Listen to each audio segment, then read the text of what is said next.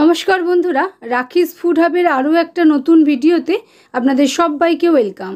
आज आपनादेर संगे शेयर करछि हेल्दी बीटेर काटलेटेर रेसिपि जा बानानो भीषण इजी और खूब कम समय तैरी करते पारबेन। और छोटोदेर विशेष करे एई रकम काटलेट बानिये दिले तारा बीटटाओ खेये नेबे। ताहले चलुन बंधुरा देरी ना करे देखे नेওয়া যাক आमार आजकेर भिडियो। एर जोन्नो प्रथमेई आमि दुटो मिडियाम साइजेर बीट भालो करे धुए खोसा छाड़िए निये नियेछि। एबारे एटाके ग्रेटारेर साहाज्ये ग्रेट करे निচ্ছি। छोटो ग्रेटारेर दिक दिये आमि ग्रेट करछि। दुटो बीटই आमार ग्रेट करा हये गेছে। एबारे ग्यास बार्नारेर उपर एकटा तावा बसिয়ে নিয়েছি। तावाते 1 चामच परिमाण रिफाइंड सयाबिन अয়েল गरम करे नेওয়ার पर एर मध्य हाफ चामच परिमाण गोटा जिरे फोड़ने दिए दिয়েছি। फोड़नটা 2-4 বার নেড়ে নেওয়ার पर एर मध्य 10-12টা किशमिश आमि ऐड करे दिচ্ছি। গ্যাসের ফ্লেমটা লোতে রেখে 2-1 বার নাড়াচাড়া করে নিয়েছি। এবারে এর মধ্যে হাফ ইঞ্চি পরিমাণ আদা, 4-5টা রসুন গ্রেট করে নিয়েছি, সঙ্গে 2-3টে কাঁচা লঙ্কা কুচি করে নিয়েছি। এবারে 2-4 বার নেড়ে নেওয়ার পর এর মধ্যে একটা ছোট সাইজের পেঁয়াজ কুচি করে অ্যাড করে দিয়েছি। গ্যাসের ফ্লেমটা মিডিয়ামে রেখে পেঁয়াজটা আদাটা রসুনটা একটু নাড়াচাড়া করে ভেজে নিয়েছি যাতে আদা রসুনের কাঁচা গন্ধটা চলে যায়। এবারে এর মধ্যে গ্রেট করা বিটটা আমাদের অ্যাড করে দিতে হবে। আর গ্যাসের ফ্লেমটা মিডিয়ামে রেখে বিটের মধ্যে যে জলটা আছে সেই জলটা টানিয়ে নিতে হবে। আমি সমানেই নাড়াচাড়া করছি দেখুন। এবারে এর মধ্যে হাফ চামচ পরিমাণ নুন আমি অ্যাড করে দিয়েছি। অল্প কিছুটা বাদাম হাফ ডাস্ট করে দিয়েছি। এবারে এর মধ্যে কিছু মশলাও আমি অ্যাড করে নেব। 1/4 চামচ মতো জিরে গুঁড়ো, 1/4 চামচ হলুদ গুঁড়ো, খুব সামান্য গরম মশলা গুঁড়ো আর 1/4 চামচ মতনই ধনে গুঁড়ো অ্যাড করে দিয়েছি। এবারে সব কিছু একসঙ্গে ভালো করে ভাজা ভাজা করে নিচ্ছি। বিটের মধ্যে যেহেতু জল আছে সেই জলেই আমাদের মশলাটা কষানো হয়ে যাবে, এর জন্য আলাদা করে আর জল দেওয়ার প্রয়োজন নেই। এবারে এর মধ্যে দুটো সেদ্ধ মিডিয়াম সাইজের আলু আমি গ্রেট করে অ্যাড করে নিচ্ছি। দেখুন আলু আমার গ্রেট করা হয়ে গেছে। এবারে সবটা ভালো করে নেড়েচেড়ে মিশিয়ে নিতে হবে। যেহেতু আলু দিলাম, আলু দেওয়ার জন্য আলুর জন্য হাফ চামচ পরিমাণ নুন আমি অ্যাড করে দিলাম। প্রথমে বিটের জন্য নুন দিয়েছিলাম, এবারে আবার আলুর জন্য নুন দিয়েছি। এবারে সবটা ভালো করে এরকমভাবে শুকনো করে ঝরঝরে করে বানিয়ে নিতে হবে। এটাকে একখানা পাত্রে ঢেলে রেখে পুরোপুরি ঠান্ডা করে নিতে হবে। ততক্ষণে আমরা চাটনিটা বানিয়ে নেব। তার জন্য 1 বাটি পরিমাণ নারকেলের পেছনের কালো পাটটা বাদ দিয়ে আমি অ্যাড করে নিয়েছি গ্রাইন্ডিং জারের মধ্যে।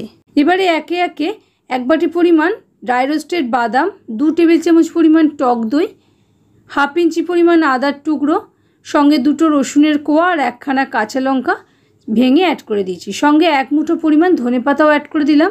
এবারে 1 চামচ চিনি, 1 চামচ নুন আর অর্ধেক লেবুর রসও আমি অ্যাড করে দিলাম।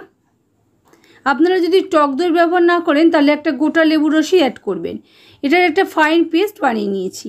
এদিকে দেখুন আমাদের বিটের মিক্সচারটা ঠান্ডা হয়ে গেছে। এর মধ্যে ধনেপাতা অ্যাড করে দিয়েছি আর হাত দিয়ে ভালো করে চটকে চটকে মেখে নিয়েছি। এবার আমরা কাটলেট গড়ে নেব। দেখুন অল্প করে লেবুর সাইজের মতো পোর্শন নিয়ে আমি হাতের মধ্যে চেপে সুন্দর করে ফর্মে গড়ে নিচ্ছি। আপনারা যে কোনো শেপের কাটলেট বানাতে পারেন, আমি গোল শেপেরই বানাচ্ছি। দেখুন এরকমভাবে স্মুথ করে নিয়ে হাত দিয়ে প্রেস করে ধারগুলো সমান করে নিয়েছি। একটা কাটলেট আমার তৈরি হয়ে গেছে। এবারে এটাকে ব্রেড ক্রাম্বের মধ্যে আমি কোট করে নিচ্ছি। আপনারা যদি চান সেক্ষেত্রে ময়দা স্লারির মধ্যে ডিপ করে নিয়ে তারপরে ব্রেড ক্রাম্বে কোট করে নিতে পারেন। দেখুন একটা কাটলেট আমার গড়া হয়ে গেছে। একইভাবে বাকি কাটলেটগুলো আমি তৈরি করে নিচ্ছি। এইভাবে তৈরি করে নেওয়ার পর এটাকে মিনিট 15-20 জন্য ফ্রিজে আমি রেখে দিচ্ছি। নর্মাল ফ্রিজেই রাখছি যাতে ব্রেড ক্রাম্বগুলো কাটলেটের গায়ে ভালো মতন আটকে যায়।